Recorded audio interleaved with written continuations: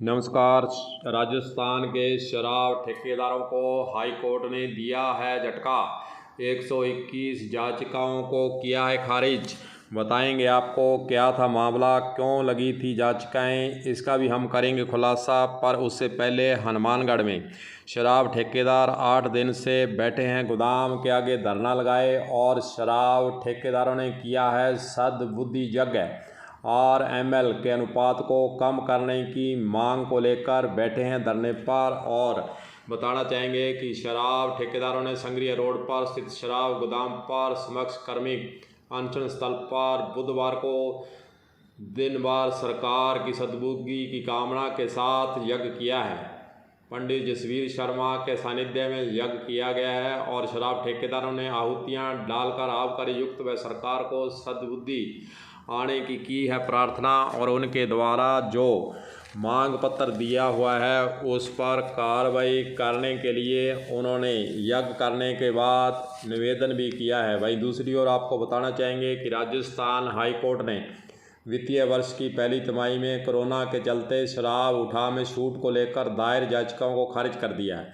अदालत ने कहा है कि छूट देना सरकार का विवेकाधिकार है। छूट देने के संबंध में आदेश देना अदालत का क्षेत्राधिकार नहीं है। हाईकोर्ट ने कहा है कि यह काम सरकार का ही करने का है। याचिकाकर्ता व्यवसायी इस संबंध में राज्य सरकार के समक्ष अपनी बात रखें।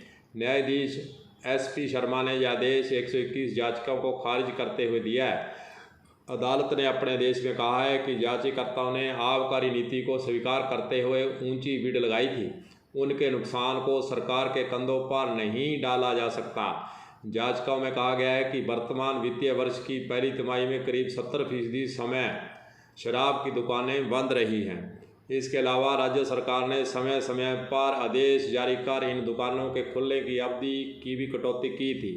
यह ठेकेदारों की मांग थी कि फिर दुकानों में जब समय की कटौती की गई तो उनकी बिक्री नहीं हुई, इसलिए उनके शराब व्यवसाय प्रभावित हुए हैं और 70% मासिक उठाव के शुल्क की छूट उन्होंने मांगी थी। लेकिन शराब ठेकेदारों की मांग को राजस्थान हाई कोर्ट ने जो है खारिज कर दिया है, याचिकाओं को खारिज कर दिया है। उनके पक्ष को नहीं माना है सही और सरकार के पास जाने के उनको दिए हैं आदेश कि आप सरकार का दरवाज़ा खटखटाएं।